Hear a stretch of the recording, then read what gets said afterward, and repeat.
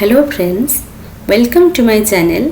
आज आम कथा हबा चीन रो विशाल दीवार विषय जहाँ को ग्रेट वॉल ऑफ चाइना भी कहा जाए। चीन रो विशाल दीवार माटी और पत्थर निर्मित गोटे विशाल दीवार अटे। यही दीवार प्रथमे चीन रो सुरक्षा पाई विभिन्न छोट छोट राजा मानक द्वारा बना होता, किंतु परे राजा किन शी हांग यह सबू जोड़िकी गोटे विशाल दीवार बनईथिले जहाँ आमर ग्रेट वॉल ऑफ चाइना कहा जाउची। राजा किन शी हांग परे यह भिन्न भिन्न राजा दीवार मरामती सहित दीवार विस्तृति भी कराइथिले।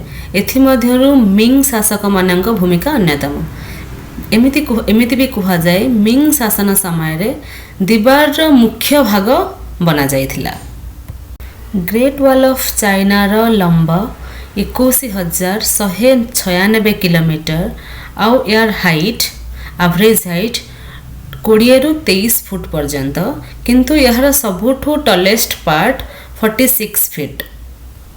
यार विशालतार अनुमान आम यही विषय लगे पारिबा जे यह एते विशाल जहाँ आमको अंतरिक्ष भी देखा जाय थाए।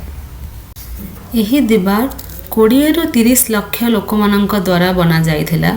एमिति भी आमर इतिहास रे कहा जाए जे यही दीवार बनेला बेले 4 लाख रु भी अधिक लोक दीवार बनैयारे मरी जाइथिले। आउ जे भी मरी जाउथिले तांको सेठी ही पोता दिया जाउथिला सेही दीवार रे। तेणु एहाकू दुनिया रे सबुठारु लंबा कब्रिस्तान भी कहा जाए।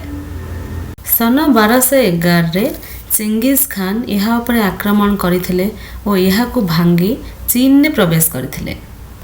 सन 1957 रे यहाकू यूनेस्को द्वारा विश्व धरोहर भाव में घोषित करा जाइथिला एवं यही ग्रेट वॉल ऑफ चाइना को 7 वंडर रे मध्य शामिल करा जाइछि। फ्रेंड्स, जदि आपनकू मो वीडियो भल लागिछि देन मो चैनल को लाइक, सब्सक्राइब और कमेंट करंतु।